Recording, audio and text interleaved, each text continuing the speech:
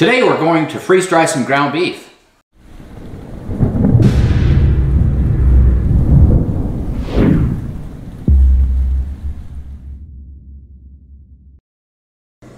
Hi, I'm Kylene and I'm the Provident Prepper.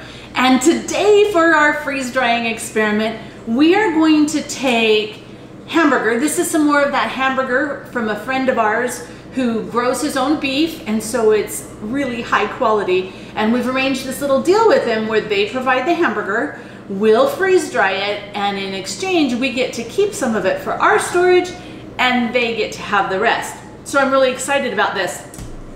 I'm gonna take the easy way out though, because I'm just going to use this taco seasoning mix, which will make it really easy. But this is some of the tomato juice that we made last year in our garden. So this should be fantastic. Instead of using water, it should just add a lot of really cool flavor. And then I've got my onions to add to it.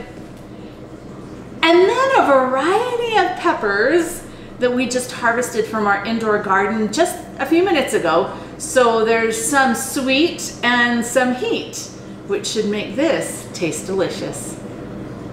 I'm gonna start by cooking all 10 pounds of hamburger without the onions and peppers. And normally I would add the onions and peppers and saute them with the hamburger, but I'm going to rinse this so that we can reduce the amount of fat, but I don't wanna reduce the flavor. I've cooked up the hamburger and now we're going to drain it and rinse it. All of the excess fat has been drained off of this and then the hamburger rinsed. So now it's time to add the spices. Now it's time to saute those beautiful onions and peppers. We're gonna stir this all in and then we're gonna let it simmer just for about 20 minutes to make sure that all the flavors are combined.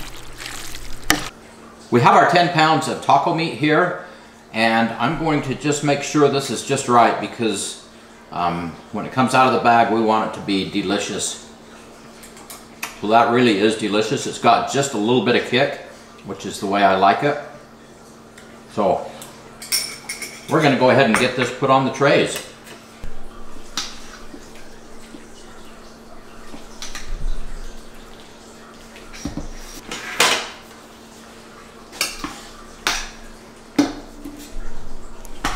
This was taco meat and it took 1,702 minutes or about 28 hours and right at about 20 kilowatt hours.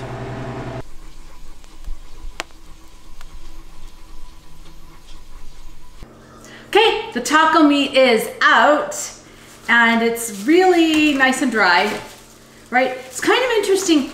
The pans look a little bit different depending on, I'm not sure if it's where they were in the freeze dryer, but this is exactly the same meat spread exactly the same time. Now it was frozen first, so it could make a difference of which actually froze first, right? The trays on the outside.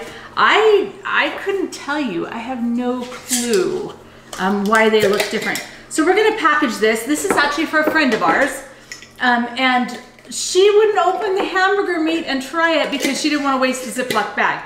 So we're gonna fill up a quart jar for her so that she can taste it and feed it to her family so she can know what it's like when it's freeze dried. Okay, we need to rehydrate some of this so that we can try it too and see. It was really good before we freeze dried it. So I'm kind of excited to see how it turned out. And I'm okay kind of squishing this up a little bit. Freeze-dried stuff is fragile, but I want to get as much as I can in the jar, and the taco meat's going to kind of be all taco meatish anyway, so I'm okay not trying to maintain a lot of its original shape. Okay, so we decided to just pour all the pans inside the bowl because I think that might be easier when we're trying to bag this up. We're just gonna put it all in the Ziploc bags with an oxygen absorber, and I should put the oxygen absorber in the bottom. Sometimes it's so hard to fit the oxygen absorber in the top, so we will just put it in the bottom. And we wanna work kind of fast. The oxygen absorbers won't go bad really quickly, but we never wanna leave them out for longer than about 30 minutes. So, all right, there you go. Okay, there's an oxygen absorber in the bag and we have filled it up. So now I'm just going to seal it. I always like to do it twice. And this is just an impulse sealer that we're using. If you don't have one, you can use like a flat iron, like that you straighten your hair with. I'm gonna make sure that we've wiped this lid really well, so there's nothing to interfere with getting a really good seal. Remember, this meat, we actually did this for some friends of ours. So what I'm hoping is that she is going to open this jar and cook it up and take a picture of what she's actually made with it for us to share with you. Yep. Okay, we have packaged up all of our taco meat. We created 10 pounds of taco meat and freeze dried it over the 4 trays. And it yielded a total of 6 quarts, 5 Mylar bags that are quarts, and this, and a pint jar. So that would mean that, how many pounds is each of these bags?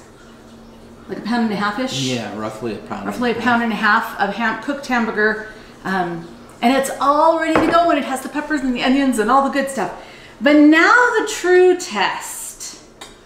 So we've reconstituted it, and then you should try it first. See if I die? Yeah, see if you die. Are you alive?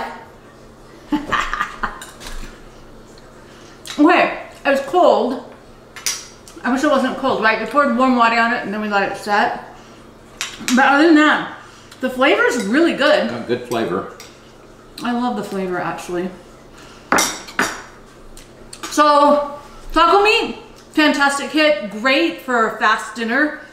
Because I would definitely kind of simmer it for a minute, though. Make sure it's nice and warm. Definitely. And now for the question of the day. What is your favorite way to use taco meat? Give us a recipe. Comment below. Thanks for being part of the solution.